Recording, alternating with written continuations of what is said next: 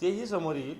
पण आत्ताच्या घडीला मी एवढंच समोर आणलेलं आहे की अशा पद्धतीनं शेतकऱ्यांसाठी कर्जमुक्तीसाठी या सरकारकडे पैसा नाही, कॉन्ट्रॅक्टर्सचे बिल द्यायला या सरकारकडे पैसा नाही, आणि एवढ्या नोटांच्या ढीगच्या ढीग यांच्या सत्ताधारी पक्षाच्या लोकांकडे आहेत.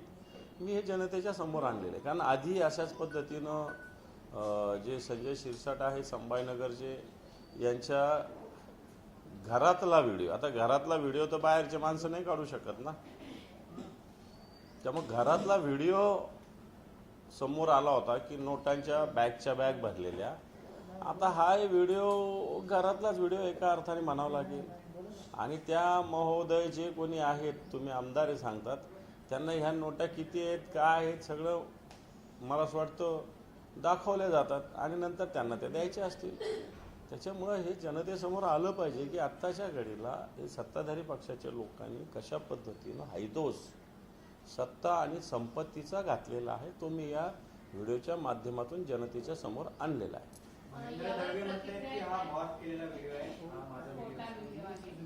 मला असं वाटतं याला पोलिसांना आपण सांगितलं तर त्यांनी सांगावं, मग पोलिसांकडे जावं आणि पोलिसांना याची चौकशी करायला सांगावी असं मला वाटतं. जर पोलीस माझ्याकडे आले तर मी सगळ्या गोष्टी डिटेल त्यांना सांगेल. मग महेंद्र दळवींनी जर मॉब केलेला व्हिडिओ असेल त्याची पोलिसात तक्रार करावी आणि पोलिसांनी निष्प्रभपणे याचा तपास करावा.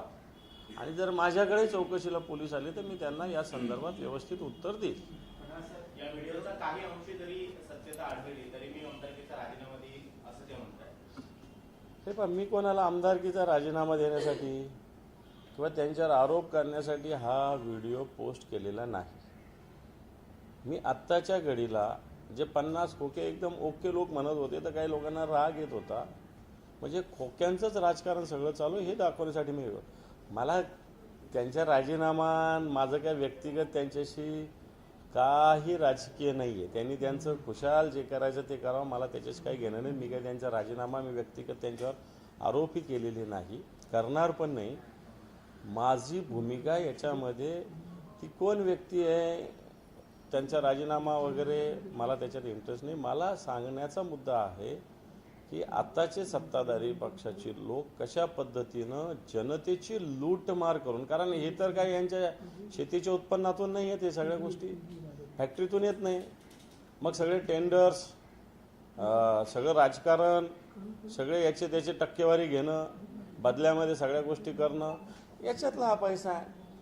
माझा मुद्दा तो आहे. मला त्या राजीनामा वगैरे हा काय मी मागितलेला नाही. मला त्याच्याशी त्या विषयाशी काही घेणं देणं पण नाही. महेंद्र तोरवेंनी तटकरेंवरती संशय व्यक्त केलेला आहे. घरातच आम्ही शत्रुभाव ठेवले आणि मातोश्री आणि तटकरे यांचे संबंध जगलेले असल्याचं महेंद्र तोरवे म्हणतात. हा व्हिडिओ तटकरेंच्या माध्यमातून तुमच्यापर्यंत पोहोचला असा आरोप तर सगळ्या नेत्यांचा दिसतो. तटकरेजण माझा तसा मागच्या वर्षभरात कधी बोलणं नाही. एखाद्या लग्न कार्यात कुठेतरी भेट झाली असेल आणि माझ्या मोबाईलवर तटकरेंचा ह्या वर्षभरात तरी कधी फोन बोलणं, आधी ज्यावेळेस आम्ही एकत्र होतो त्यावेळेस बोलणं होत असेल, पण आत्ता तरी तटकरेंशी माझं बोलणं नाही.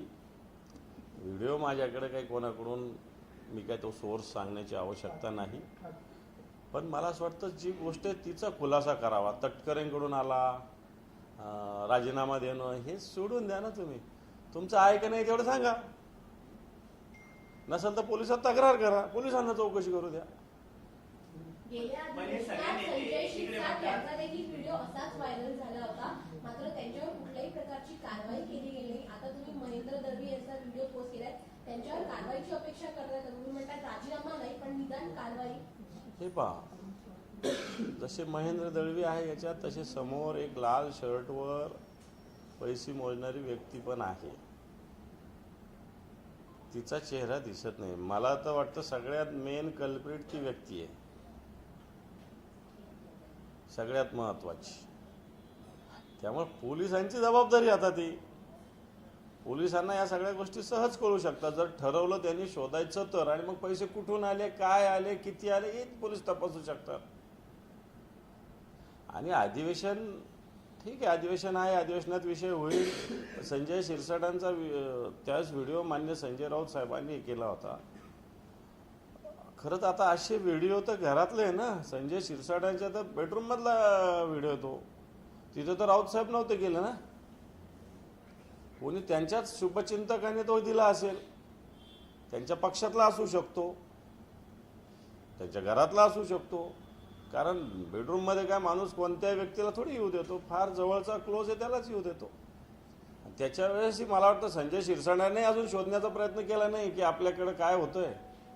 आणि आता याचाही मला असं वाटतं नुसतं तटकरे राजीनामा देईल या विषयाशी आम्हाला काही घेणं नाही. या विषयाची चौकशी व्हावी एवढंच आमचं मत. समोरची व्यक्ती जी लाल टी-शर्टमध्ये समोरची व्यक्ती आहे ती नेमकी कोण आहे? की समोरच्या व्यक्तीचा तर शोध घ्यायलाच हवा. मात्र व्हिडिओमध्ये ते दिसत आहेत, तुम्ही आम्हाला दानवे असं म्हणताय की बाबा ते महेंद्र दळवींसारखे दिसतात. तुम्ही स्पष्ट नाव घेताय का त्यांचं? महेंद्र दळवीच दिसत आहेत ना ते. हां. महेंद्र दळवीच दिसत आहेत. आणि समोरचाही जो व्यक्ती आहे तोही तपासावा पोलिसांनी.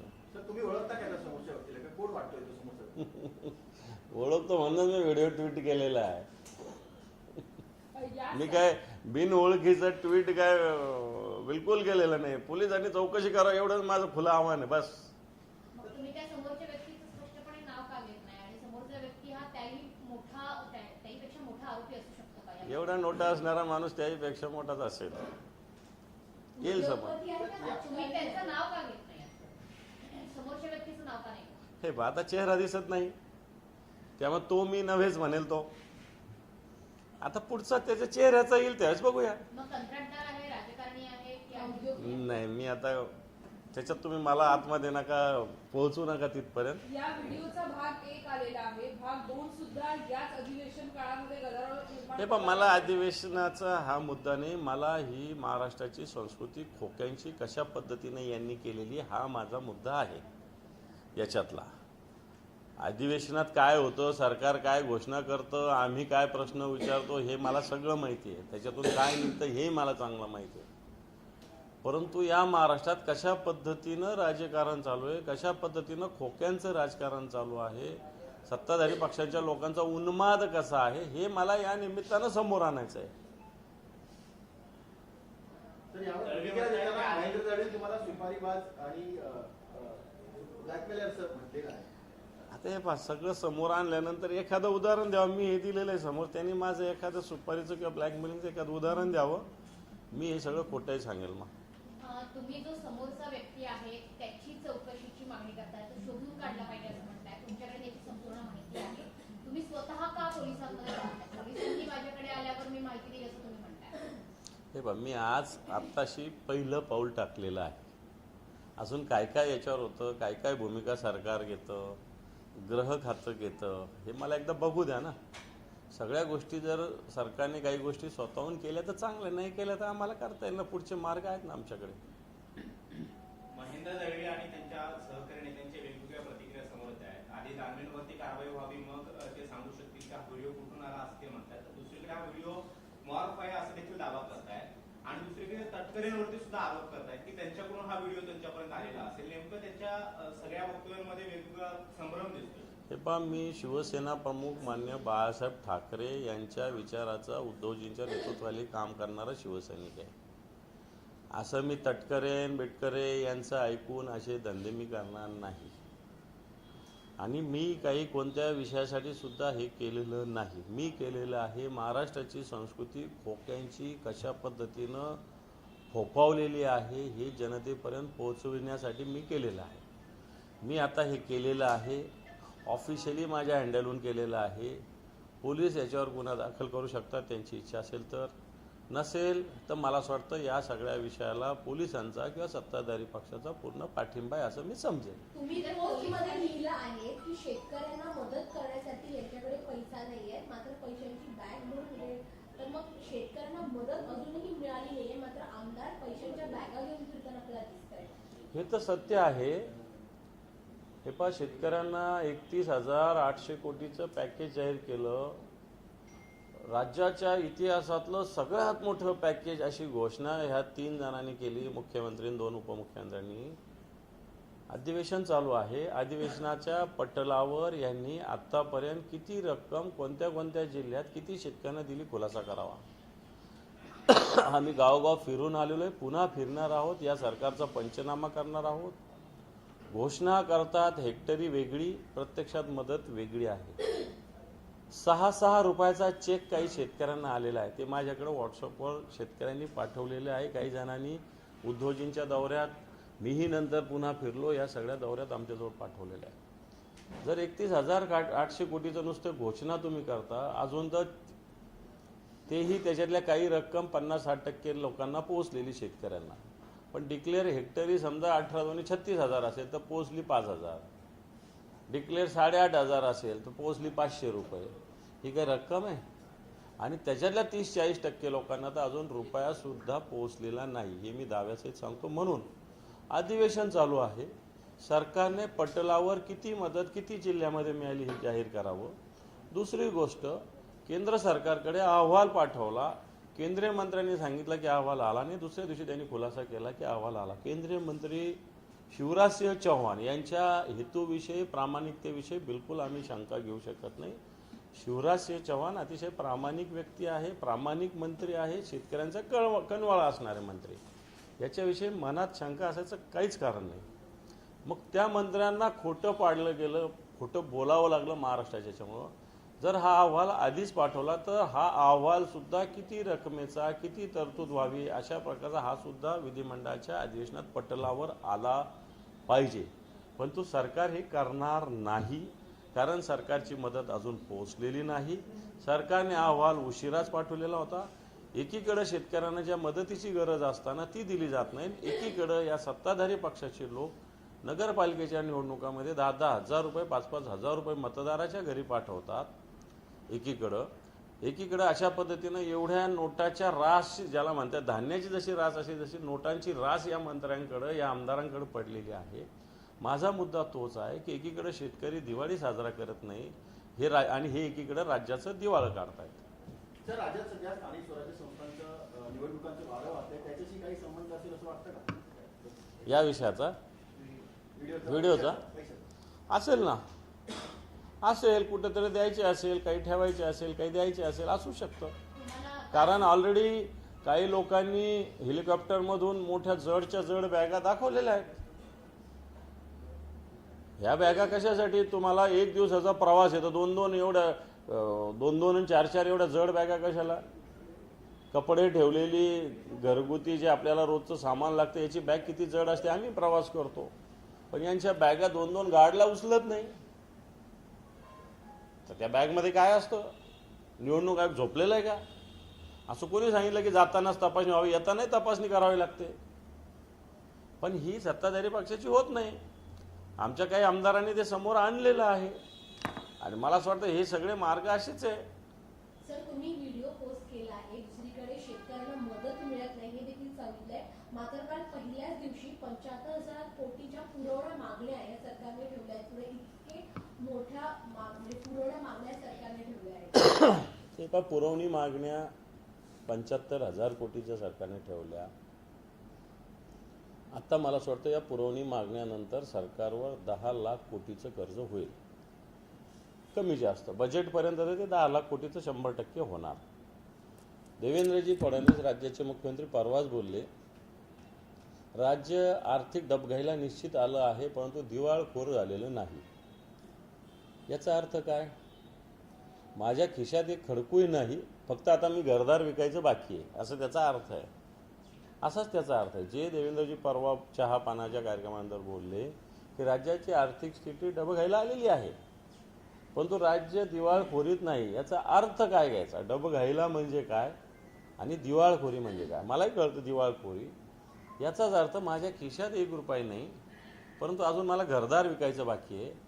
अशा पद्धतीनं पुरवणी मागण्यातून सरकारच्या आणि जनतेच्या डोक्यावर जे वेगवेगळ्या पद्धतीनं आता, कारण कर्ज घ्यावं लागणार, कर्जाचं प्रमाण वाढणार. याचाच अर्थ असा आहे की आत्ताच्या घडीला पूर्ण राज्य आर्थिकदृष्ट्या रसातळाला या सरकारने पोचवलेलं आहे. आता हे कसं पोचवलं मला वाटतं याच्यावर आता फार वेळ लागेल बोलायला, परंतु आर्थिकदृष्ट्या हे राज्य डबघाईला झाले, मुख्यमंत्र्यांनीच कबूल केलं आहे. आणि मग तुम्ही जर डबघाईला आलं म्हणता तर तुम्ही पैसे देणार कुठून? लोकांना फसवताय तुम्ही. सर, हा मुद्दा तुम्ही उपस्थित केलाय, मात्र पहिल्यांदा कसं होतं की दोन्ही सभागृहांमध्ये विरोधी पक्ष नेता नाहीये, या संदर्भात आवाज उठवण्यासाठी नाही, बिलकुल विरोधी पक्ष नेते तर झालेच पाहिजे ना. एक संसदीय, तुम्हाला याचा अर्थ लोकशाही, तुम्ही बाबासाहेबांचं संविधान म्हणता, संविधानामध्येच लिहिलेलं आहे सगळ्या गोष्टी. कोणतंही राज्य असो, कोणतीही संस्था असो, विधिमंडळ असो, संसद असो, विरोधी पक्षनेता असलाच पाहिजे. विरोधी पक्षनेता डोळ्यात तेल घालून सरकारच्या कामकाजावर नियंत्रण ठेवतो, नजर ठेवतो. किमान नाही नियंत्रण राहिलं तर नजर तर ठेवू शकतो. परंतु सरकारला ते सुद्धा नको आहे. सरकारला ते सुद्धा नको आहे. आणि म्हणून दोन्ही सभागृह विरोधी पक्षनेत्या विना आत्ताच्या घडीला आहे. संतोष देशमुख यांच्या हत्येनंतर हॉस्पिटलमध्ये जे फोटो काढले होते ते पहिल्यांदाच समोर आले 1 वर्षाच्या काळानंतर. तर आता मनोज जरांगे पाटील मागणी करतायत की धनंजय मुंडेंवर कारवाई करावी अजित पवारांनी. धनंजय मुंडे यांना सह आरोपी केल्याशिवाय धनंजय देशमुख केस स्ट्रॉंग होऊ शकत नाही. उलट आत्ताच्या घडीला मी कोणाचं नाव नाही घेणार, योग्य होणार नाही, की आत्ताच्या घडीला वाल्मिक कराडला जामीन मिळावा असा प्रयत्न सत्ताधारी पक्षाकडून आणि विशेषतः धनंजय मुंडे यांच्याकडून होत आहे. त्यांनी भर सभेमध्ये वाल्मिक कराडांची आठवण काढून या घटनेला दुजोरासुद्धा दिलेला आहे. जे वकील याच्यामध्ये केसमध्ये लक्ष देत आहेत त्या वकिलांचंच हे मत आहे की राजकीयदृष्ट्या वाल्मिक कराड यांना या केसमधून पूर्णपणे बाहेर काढण्याचा प्रयत्न धनंजय मुंडे यांचा चालू आहे. आणि त्याला अजितदादा साथ देत आहेत की नाही देतात हे मला माहिती नाही. देऊ नये त्यांनी, अजून मला याची माहिती नाही, परंतु धनंजय मुंडे याचा प्रयत्न करतात हे सत्य आहे. या सगळ्या व्हिडिओच्या वादावरून आता अशी प्रतिक्रिया सगळ्या या शिवसेनेच्या नेत्यांकडून दिली जाते की आता रायगडनं छत्रपती संभाजीनगरला आव्हान दिले ते अंमलदारांनी स्वीकारावं. गोगावले म्हणाले. काय आव्हान दिलं? इथून पुढे काय आव्हान आहे? नव्या वादाला आम्ही तोंड हे करतो. ठीक आहे, स्वीकारतो. काय असेल त्याचा वादाला तयारी आहे आमची सामोरं जाण्याची, बिलकुल तयारी. सर भ्रष्टाचार को लेकर क्या कुछ होता है? कौन से? सर आपने जिस तरीके आपने से ट्वीट किया है वो ट्वीट के बारे में मैंने जो भूमिका रखी है मेरे ट्विटर हैंडल के माध्यम से, इसमें जिस प्रकार पावर में जो पार्टी के लोग हैं किस प्रकार सत्ता संपत्ति का प्रदर्शन कर रहे हैं, सामान्य आदमी को बैंक में 50,000 रुपये डालना या निकालना भी बड़ी मुश्किल होते वक्त ऐसे लाखों करोड़ों रुपए एक जगह रह कैसे सकते हैं? उससे बात करने वाली व्यक्ति कौन है? वो सत्ताधारी पार्टी के है क्या? सामने वाली व्यक्ति कौन है? इसमें सरकार ने पूरी तरह एक प्रकार की जांच करने की आवश्यकता है. हम ये कहते आए हैं कि किसानों की हालत खस्ता है, किसानों को कोई मदद सरकार नहीं दे रही है, और दूसरी तरफ पावर में जो पार्टी के लोग बैठे हैं वो इस प्रकार पैसों का, संपत्तियों का इस प्रकार का प्रदर्शन कर रहे हैं. ये संपत्ति आती कहाँ से है? क्योंकि हमने पहले ही जिस टाइम गद्दारी शिवसेना से हुई थी, बगावत हुई थी, गद्दारी हुई थी, बगावत नहीं कहेंगे हम उसको, गद्दारी थी वो. उस वक्त जनता में 50 होके एकदम होके एक घोषणा आई थी, उसका गुस्सा इन लोगों को आता है. अब ये इतना सब है तो ये सही है ना, ये सब बातें. ये 50 क्या 500 होके वो आ सकते, इतने सब पूरे नोटों के ढिगार जिसको बोलता है, हिंदी में क्या बोलते हैं मुझे नहीं पता, लेकिन इस प्रकार का अगर हो रहा है तो ये कहाँ से आता है? ये तो भ्रष्टाचार से आता है. ये तो कोई किसी ने खेती के उत्पन्न से नहीं लाया है, किसी के फैक्ट्री से इनकम में से नहीं लाया है, कोई नौकरी में से नहीं लाया है. जनता को लूट मार करके लाए पैसे, और इसकी जांच सरकार ने करना चाहिए. सर लेकिन सर पहले भी ऐसे जो वीडियोस हैं वो वायरल हुए हैं, जो शिवसेना के मिनिस्टर्स हैं उनके वीडियो वायरल हुए. किस तरह देखते सर जब ऐसे वीडियोस वायरल होते हैं? अब ये भी नया आया है. ये देखो, हमारा काम है जनता में जागृति करना, हम वो कर रहे हैं, बाकी जनता तय करेगी. हमने पीछे भी हमारे नेता संजय जी राउत साहब ने ये वीडियो सामने लाया था, उस पर तो सरकार ने अभी तक कुछ किया नहीं. कुछ कर रहे होंगे गुप्तता से तो वो मुझे पता नहीं है, लेकिन इसमें तो भी सरकार ने कुछ करना चाहिए.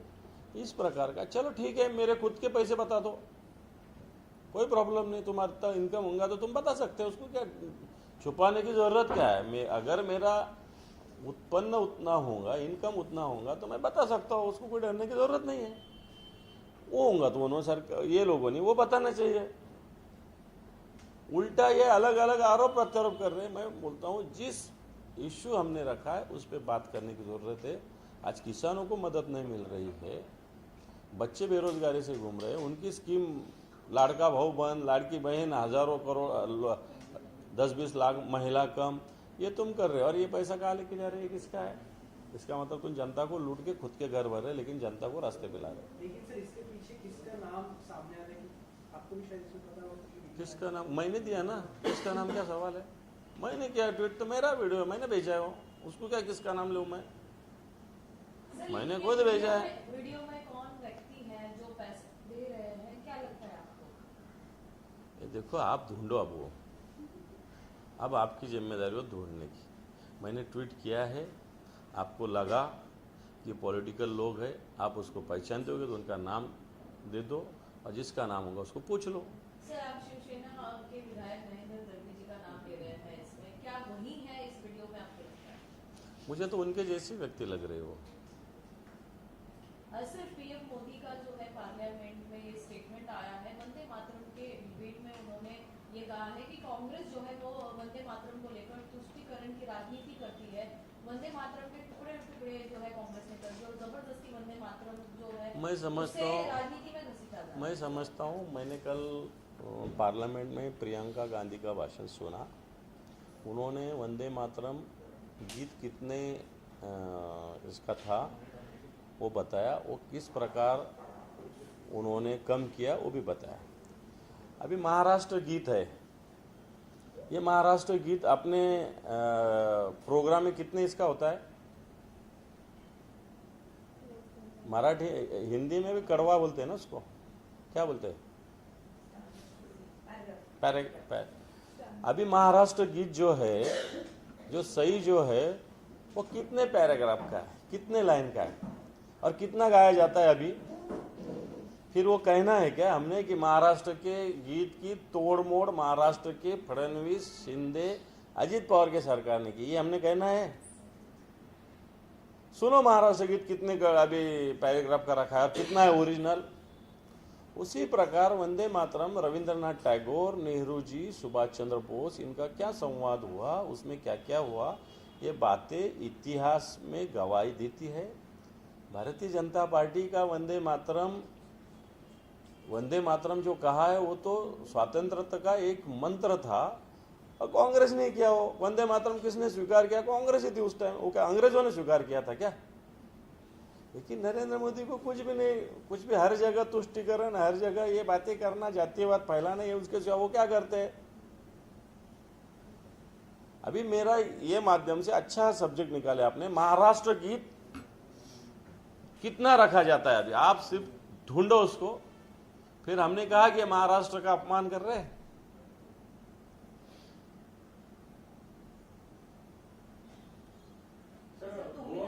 सर अगर देखा जाए तो असेंबली सेशन के बीच में जो है प्रताप सरनायक और भास्कर जाधव की मुलाकात होती है। उनका ऐसा कहना है कि ऑपरेशन टाइगर शुरू है करके।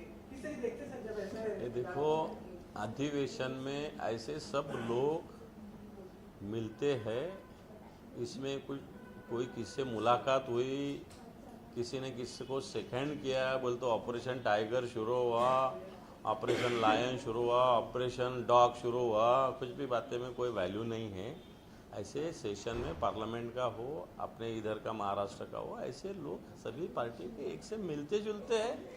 मिलना जुलना कोई हमारी पर्सनल कोई किसी से दुश्मनी थोड़ी है, हमारा एक विचार की लड़ाई वो लड़ रहे हैं हम सब।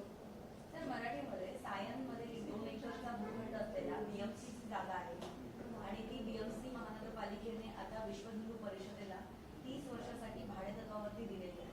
प्रशासनाने तशी मंजुरी दिली, कसं होतंय आता?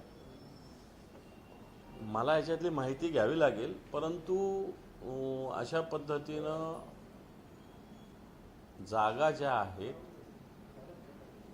कोणत्याही राजकीय हेतूनं प्रेरित असणाऱ्या संघटनेला दिल्या जाऊ नये असा एक दंडक आहे।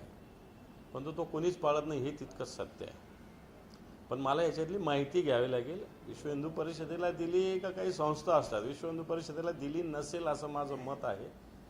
काही ना काही एक स्वयंसेवी संस्था स्थापन केल्या जातात, त्याच्या नावावर त्या घेतल्या जातात, तशी ती घेतली असेल. सर, गोवा में जिस तरीके का अग्निकांड हुआ था जिसमें 25 लोगों ने जान गंवाई, उसके जो ओनर्स हैं लूथरा ब्रदर्स, वो फिलहाल देश से भाग गए हैं. किसे जिम्मेदार मानते हैं कि जो गिरफ्तारी है उसमें कहीं ना कहीं देरी हो रही है, जो जिम्मेदार है वो देश के बाहर भाग गए बचने के लिए? मैं समझता हूँ जो कोई मालिक है, मैनेजर, इनको अरेस्ट करना चाहिए, कोई भी रहो. और कहीं भाग के गया बोलते तो आदमी थोड़ी भाग के जा सकता है. पुलिस में दम है, ताकत रहती है अपने पुलिस में, कैसे भी ला सकते खींच के. चलो सर, बस. पार्लियामेंट में ऊपर जो है इलेक्ट्रल रिफॉर्म्स के ऊपर चर्चा होने वाली है. किससे देखते सर इलेक्ट्रल रिफॉर्म्स के ऊपर पार्लियामेंट में चर्चा होने वाली है वंदे मातरम के बाद? एक तो सही में देखा जाए तो इलेक्ट्रल रिफॉर्म पे चर्चा करनी है तो वंदे मातरम पे करना पड़ेगा, ऐसा पार्लियामेंट में हुआ. वंदे मातरम तो अपना राष्ट्रगान है, उसमें कोई चर्चा की ज़रूरत ही नहीं. वो तो अपना अभिमान है, अपना स्वाभिमान है. लेकिन इलेक्ट्रल रिफॉर्म में बहुत सारी बातें हैं. सरकार 1 नेशन 1 इलेक्शन कहता है, 1 नेशन 1 इलेक्शन, लेकिन सिंपल काउंसिल का इलेक्शन एक वक्त नहीं ले सकते, ऐसी स्थिति सरकार की है. Simple corporation, council, local body, जिला परिषद, पंचायत समिति, ये तक सरकार एक साथ नहीं ले सकती. अगर रिफॉर्म की बात सरकार कहती है, इलेक्ट्रल जो अपनी वोटिंग लिस्ट है, 10-10 साल हो गए, लोग मर के एक्सपायर हो के उनके नाम भी लिस्ट में से हटते नहीं हैं. जो लोग 10-10, 20-20 साल हुए हैं, एक जगह से दूसरी जगह शिफ्ट हुए, उनके नाम भी हटते नहीं हैं. ये सब इलेक्ट्रल रिफॉर्म में आता है. ये सब बातें इलेक्ट्रल रिफॉर्म में आना चाहिए. पूरे वर्ल्ड में हर जगह की कुछ देश की इस प्रकार अभ्यास करने के बाद अपने देश में भी ऐसी कोई तो भी अलग नीति लाना पड़ेगा. नहीं तो अपना क्यों 60% होता है वोट, क्यों 55 होता है, क्यों 43 होता है. रिफॉर्म में तो मैं समझता हूँ कि हर देश के आदमी को तो सब में पहले तो वोटिंग 100% कंपल्शन सब में पहले रूल आना चाहिए, बाद में सब बातें. जब अगर मैं वोटिंग नहीं करता तो मुझे अधिकार मांगने का देश से क्या अधिकार होता है. सब में पहले तो इलेक्ट्रल रिफॉर्म में मैं तो समझता हूँ 100% वोटिंग ये सब में पहले लाना चाहिए. अगर मैं वोट ही नहीं करता और मैं सरकार को सिखाता हूँ, मैं इसको सिखाता हूँ, मैं ये हक मांगता हूँ, मैं वो सुविधा मांगता हूँ, तो ये मुझे नैतिक अधिकार नहीं है. मैं तो समझता हूँ शुरुआत ये इससे करना पड़ेगी. सर, गोव्याला जी दुर्घटना घडलेली आहे त्यामध्ये जे मुख्य आरोपी आहेत ते आता फुकेटला गेल्याचं आता पाहून जरा समोर येत आहे. विशेष म्हणजे सध्या इंडिगोचं क्रायसिस चालू आहे, सामान्यांना विमान मिळत नाही आणि त्याच इंडिगोने हे 2 मुख्य सूत्रधार फुकेटला जातात. इंडिगो विषय स्वतंत्र आहे आणि हा विषय स्वतंत्र आहे. कोणी आरोपी अशा पद्धतीनं दुर्घटना होते आणि 25 लोकांच्या वर बळी जातात. मला वाटतं या सगळ्या याच्यातून सरकारने सगळ्याच गोव्यात घटना झाली म्हणून गोव्यापुरती न मानता याला युनिफॉर्म कोड सगळीकडे बनवले पाहिजे. आपल्या महाराष्ट्रात, मुंबईमध्ये सुद्धा मागे असंच एका शाळेत दुसऱ्या मजल्यावर झाल्यानंतर काही रिफॉर्म आपल्याकडे झाले होते, परंतु तेवढ्यापुरते ते असतात. मागे बदलापूरची घटना झाल्यानंतर काही शाळेत सूचना दिल्या, पण अजून त्या गोष्टी झाल्या नाहीत. तशाच या घटनेकडे बघून युनिफॉर्म अशा पद्धतीने नियम आणावे लागतील 1, आणि जे लोक याच्यात आहे त्याच्यावर कारवाई करावी लागेल 2. आणि इंडिगोचं जर म्हणाल तर मला असं वाटतं इंडिगोवर कारवाई करायला सरकार धजत नाही की इंडिगोचे, मला असं वाटतं जाणीवपूर्वक इंडिगोला टार्गेट केलं जातं हे कळायला मार्ग नाही. कोणती एखादी खाजगी कंपनी तर येणार आहे का, तिला अदानी अंबानीची ती बघावं लागेल. आणि इंडिगो कशा पद्धतीनं पळून जाईल असा प्रयत्न केंद्र सरकारच करतं की काय, या सुद्धा भूमिकेची तपासणी केली पाहिजे असं मला वाटतं. मंत्री संजय शिरसाट जे आहेत त्यांनी महेंद्र दळवी यांचा जो व्हिडिओ व्हायरल होतोय त्याच्यावरती त्यांनी दावा केलाय की हा व्हिडिओ जो आहे तो AI जनरेटेड व्हिडिओ आहे असं संजय शिरसाट म्हणतात. संजय शिरसाट मोठे संशोधक झाले आहेत. चला, थँक्यू.